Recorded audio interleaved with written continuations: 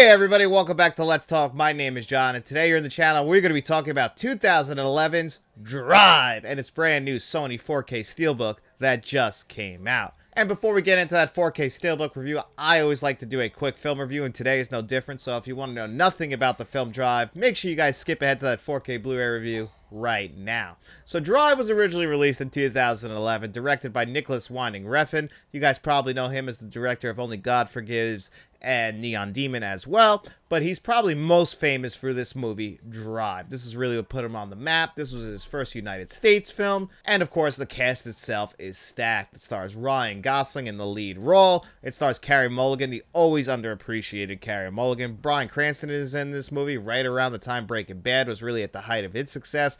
Albert Brooks is in this movie as an antagonist, which is always strange to see, especially when he's just doing a serious role that's not funny at all, and he is not funny at all in this movie. And it also features Ron Perlman. Ryan Gosling plays a stuntman in this movie, and stop me if you heard that one before, because he does the same thing in 2024's The Fall Guy, so he must like playing stuntmen, and that's pretty funny because these two stuntmen could not be any different. Ryan Gosling doesn't really shut the fuck up that much in 2024's The Fall Guy, while in this movie, he does not speak that much at all, even though both stuntmen are still giving you that thumbs up to let you know they're okay. And the stunts themselves are very different. They're more over the top and unrealistic in The Fall Guy, while this movie, it really is taking a realistic approach to pretty much everything in the characters themselves and just in general how the movie itself feels in tone.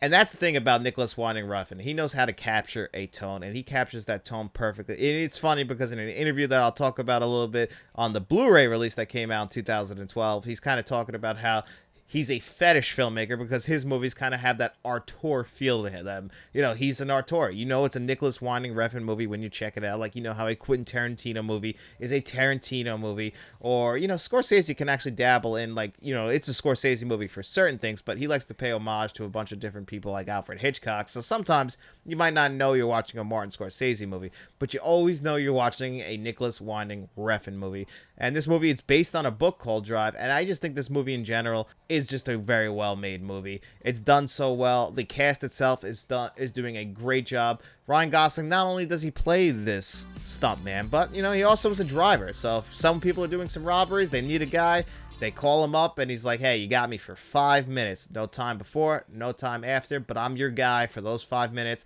and believe me, I'm the best. And he proves it time and time and time again. But this guy is living this crazy, weird life where he's just basically, when he's not doing this, not being a stuntman, he's working in the shop under Bryan Cranston. Bryan Cranston works for Albert Brooks. Albert Brooks got a partner in Ron Perlman. And Bryan Cranston's like, you know, I own my own business and I'm only making like 30 grand a year. You know, why don't we become partners?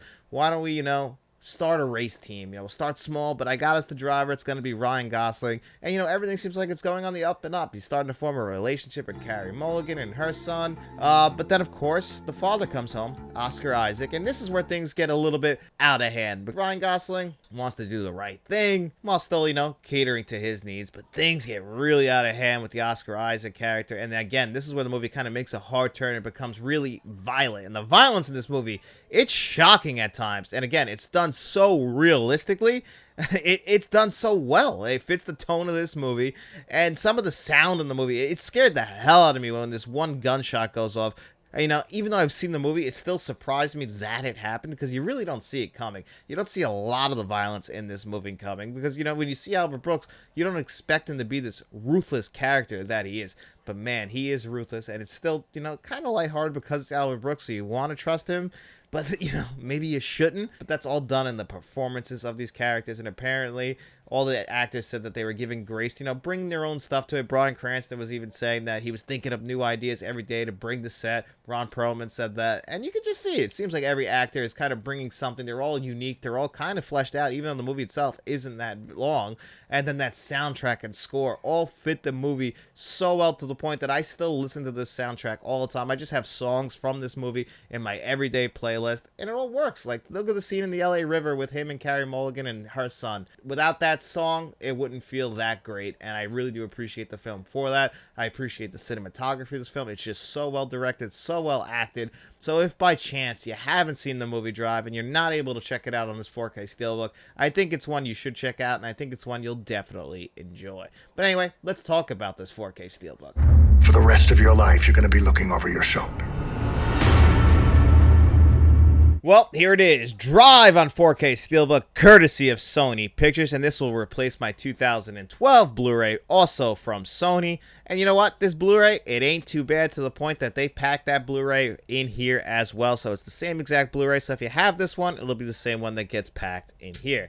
And what about this packaging? Well, I love blue and pink. If you guys have watched this channel for any amount of time, you know how much I love blue and pink. You know, the kind of main colors here on the channel, that 80s vibe. You get all that in here. You know, this almost looks like the old Let's Talk logo, that pink in the background.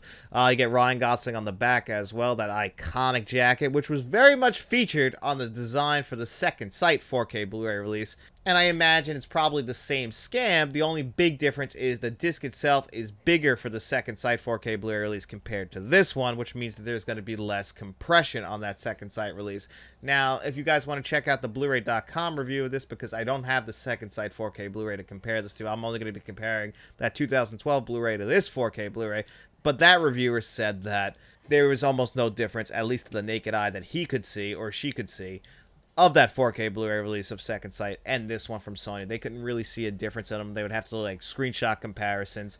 And for me personally, going from this Blu-ray to the 4K Blu-ray, visually, I know we're going to start with the visuals, which is a little bit different for us. It wasn't the world's biggest jump because it's a Sony Blu-ray, so that means it's very well done. But a Sony 4K Blu-ray is just that much better done, because now we're getting Dolby Vision and HDR, and all that stuff is doing its job. Now, it is a 2K intermediate from what I understand, so it's not native 4K. And that's probably from the time it was filmed and the cameras that we're using. You know, this isn't that old of a movie.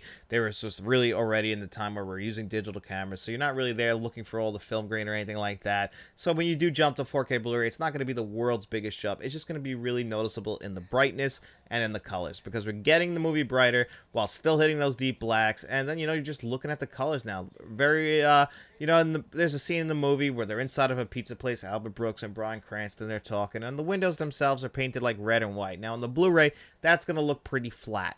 Now, you get to that 4K Blu-ray, that looks more realistic, more natural, and I think that's the big thing when you go to this 4K Blu-ray, because the movie is so well shot, it's just improving on an already good-looking movie, and that's what this 4K Blu-ray is doing at its best. Now, when you jump from that Blu-ray to the 4K Blu-ray when it comes to audio, now you're getting yourself a brand new Dolby Atmos track, and this Dolby Atmos track is fantastic, let me just tell you. It's a really good one, and it's probably because the movie's audio design in general is already so well done. Like I said, the soundtrack and score are great. It's mixed so well. There's a scene with a gunshot scared the shit out of me while I was watching this. Just took me by surprise. And because of the audio, it felt like it was right there with me.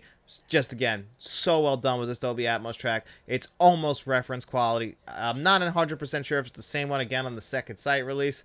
It's really hard for me to know for sure. I don't want to tell people to pick this up if they have the Second Sight 4K Blu-ray release, because I can't imagine there is too much of a difference, because the only new extra on here is on that 4K Blu-ray release, and it's pretty damn good. I'm not going to lie to you guys. I think it was about 12 minutes long. You get some new interviews. You get the trailer. Now, all the other extras are on that Blu-ray release, and there are a bunch of featurettes that feature a bunch of interviews, but if I was going to recommend one interview for you guys, it's the interview with the director. I thought that one was great. You really kind of dove into his mind, and I appreciate that, because I had never seen an interview with Nicholas Winding Refn. I thought it was so good. He really didn't seem like he held back. It's about 25 minutes long.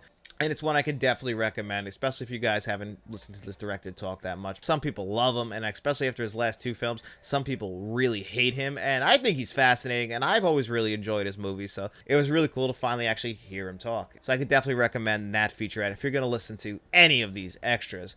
But what do I think of this 4K Blu-ray overall? I think it was really well done by Sony, and Sony's been knocking it out of the park with these 4K Steelbook releases, whether it be La Femme Nikita, and they've just been really leaning into just releasing these movies on Steelbook without standard releases. And at least the artwork on these Steelbooks, for me, it personally has been great. We're also going to be getting Body Double at the end of September with a 4K Steelbook with no standard release as well. Looks like it's going to be a pretty good design, but you never really know for sure until you get it in your hands. And, you know, of course, they've been doing this semi-gloss look, which some people might not appreciate. It's pretty standard, but at least the artwork is really good, which is something I could say about Warner Brothers really missing the mark on lately. But what would I give this on a score of 1 to 10? I would give the 4K Steelbook release of Drive a pretty solid 8.5 out of 10. I can definitely recommend this one, and it's not priced too badly at the moment. But it's also Tuesday, and that means it's time for our digital code giveaway. So I'm going to kick it over to my future self for that right now. That is correct, Past John, and it is Tuesday, and that means it's time for our digital code giveaway. In every single video that we do on Friday, we ask you guys 2 digital code giveaway questions. All you got to do is come back to this video right here where we put your name on a magic wheel. We spin that bad boy 2 times. The 2 names it lands on, they have their choice of the digital codes that you've seen on your screen before you today. And it's also our monthly channel members giveaway. So if you are a channel member under their friends of the channel tier, the producers tier, or the directors tier, your name goes on a magic wheel. I spin that wheel 1 time. The name it lands on, they have their choice of the following physical media: Super 8 on 4K Blu-ray, 2012 on 4K Blu-ray, really good 4K. Thor: Love and Thunder on 4K Steelbook, The Lost Boys on 4K, and Bill and Ted's Excellent Adventure. So, we're going to do the members giveaway first this week, so let's do that right now.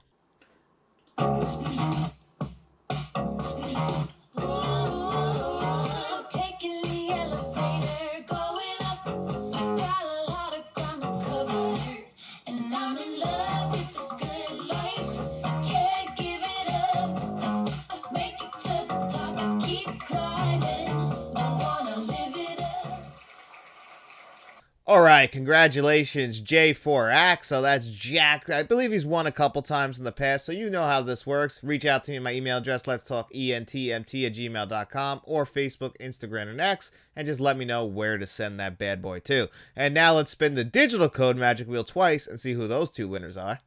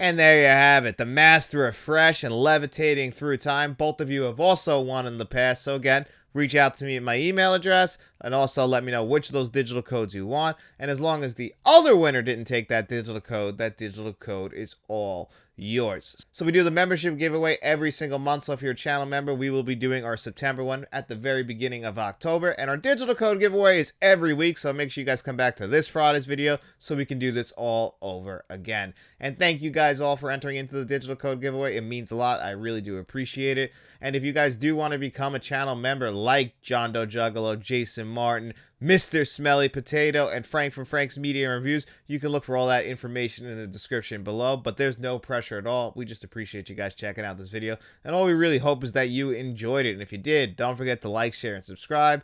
Tell your friends about us, and then we'll be seeing you around.